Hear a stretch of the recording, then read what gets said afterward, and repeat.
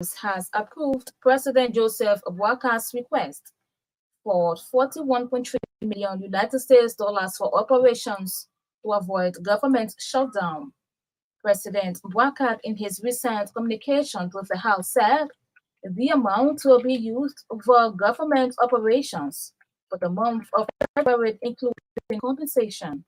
Meanwhile, on Tuesday, the plenary of the House of Representatives approved the president's request by endorsing a report from the House's Joint Committee on Ways, Means and Finance and Public Accounts. The Joint Committee Tuesday submitted its report, siding with President Boakar to use 41.3 million United States dollars for operations. In the report by the committees headed by Representatives Dixon Seaboard of Monroe County and Clarence Gard of Marquette County, the committee recommended that it was prudent to approve the president's request. Representatives Seaboard and Clarence Gard further stated that the passage of the 41.3 million United States dollars will alleviate immediately salary burdens and as will keep the government functional. The committee in the report added that 1.9 million United States dollars of the 41.3 million will be used on President Boakar's 100 days plan. The committee's detailed report read in plenary got 38 votes to abstentions, while two lawmakers voted against the decision, including Nimba County District Number 7 Representative Musability. According to Representative Ability, the action of the president requesting for said amount was outside of the law on grounds that 112 of 2024 draft budget has been used by the previous government and that President Boakar's request for the legislature to approve another 41.3 million is unlawful. In another development, Representative Musability wants President Joseph Boakar maintains officials with tenure positions. According to Representative Ability, maintaining officials in tenure positions will save the government about 1.8 million United States dollars. He argued that President Boakar was elected in order to correct mistakes that were made by former President George Weah. As such, repeated then would mean there is no change. The Nimba County District Number 7 representative further disclosed that he is preparing a communication to present to plenary to ensure that President Boakar disembarks on removing officials of government in tenure positions. The chairman on national security at the House of Representatives spoke Tuesday to legislative reporters after session. A Liberian citizen residing in the United States has threatened a lawsuit against Monroe County Attorney Councilor Alhaji Swahilo Sese. Theo Joseph Jr. is accusing Councilor Sese of intimidation, humiliation, and unlawful detention. Explaining his ordeal to journalists Monday in Monrovia, Theo, who is currently visiting Liberia, said the county attorney had invited him and his landlady for conference on a dispute over the property that he is renting in Pennsville. He said during the conference, Councilor Swahilo Sese continuously intimidated him and later ordered some police officers in his office to detain him for refusal to sign what he called a bogus promissory note. Theo Joseph Union further that his younger brother's phone was searched and videos and photos taken during the time they were in detention for over 3 hours were deleted. Meanwhile, when contacted about these allegations, Councilor Alhaji Swahilo Sese denied them. He said the conference was held and an agreement reached, but Theo Joseph Jr. later refused to sign the promissory note on grounds that the landlady must restore water supply to the apartment which he has agreed suffocate on February 28th of this year. Councillors they told RCN News that Joseph Agenian became violent and assaulted the police officers in his clerk's office, where they had gone to prepare and sign the promissory note.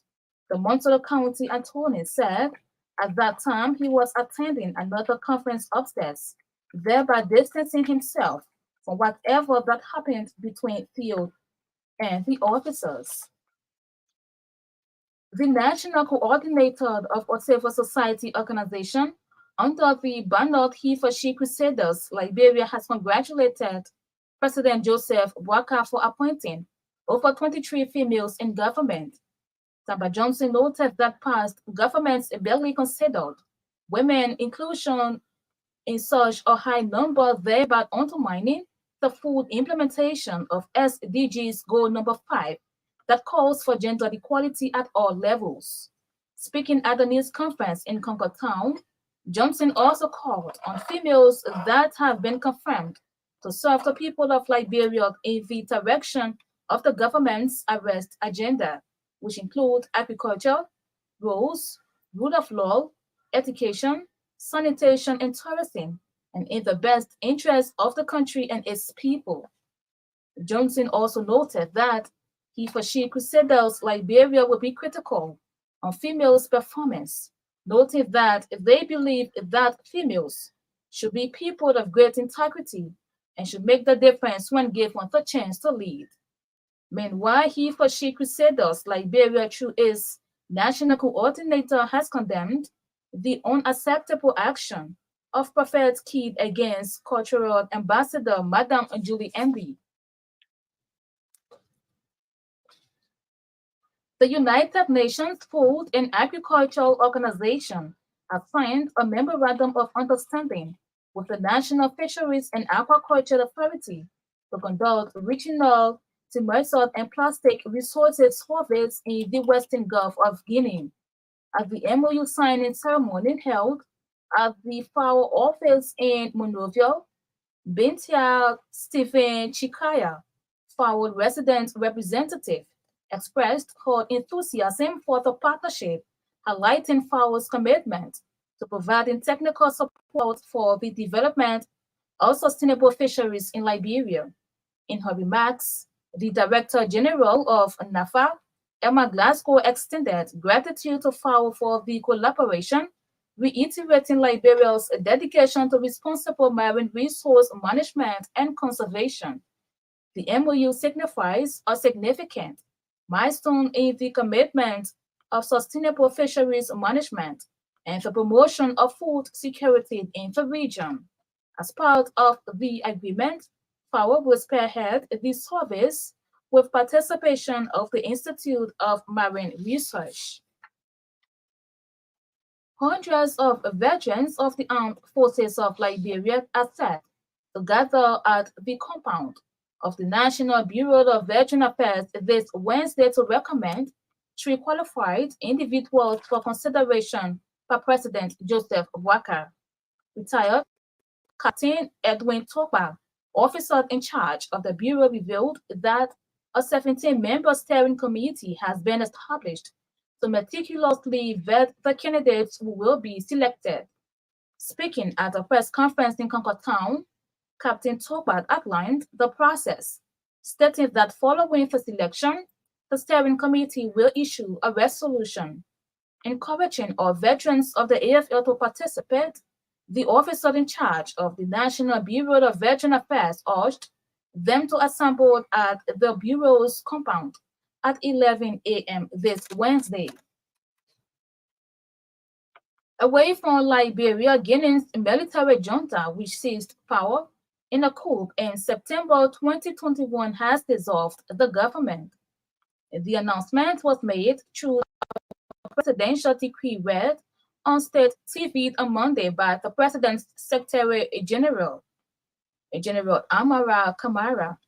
Mr. Kamara did not disclose the reason for the dissolution or say when a new government will be put in place.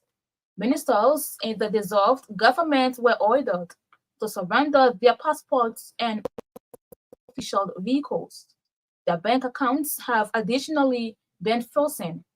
The junta had also instructed security agencies to seal all the country's borders until government ministries had been fully handed over to the junta. Lower-level officials will temporarily manage state ministries until a new government is appointed, Mr. Camara said. The dissolved government was led by Bernard Gomu, who had been appointed Prime Minister by coup leader Mamadi Doumbouya.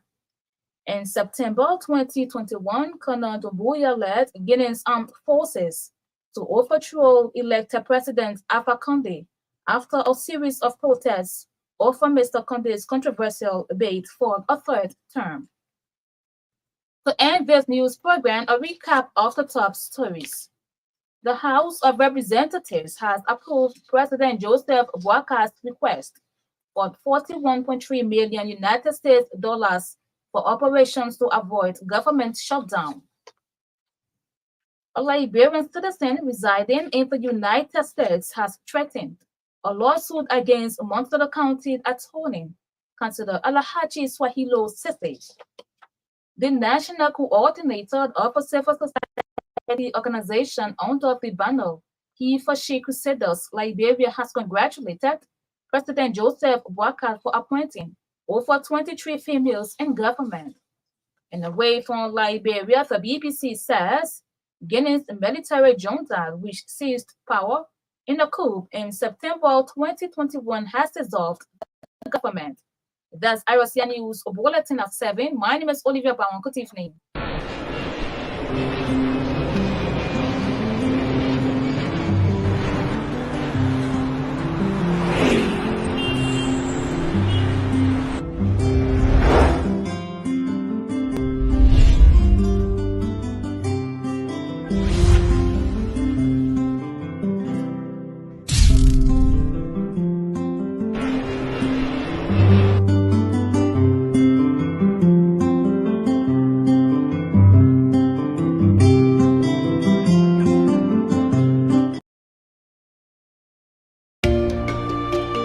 Starting today,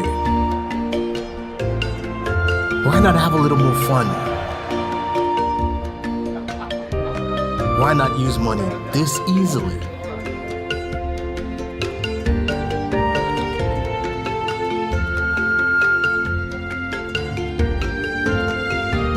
Why not get even closer to family? Why not work how you've always wanted?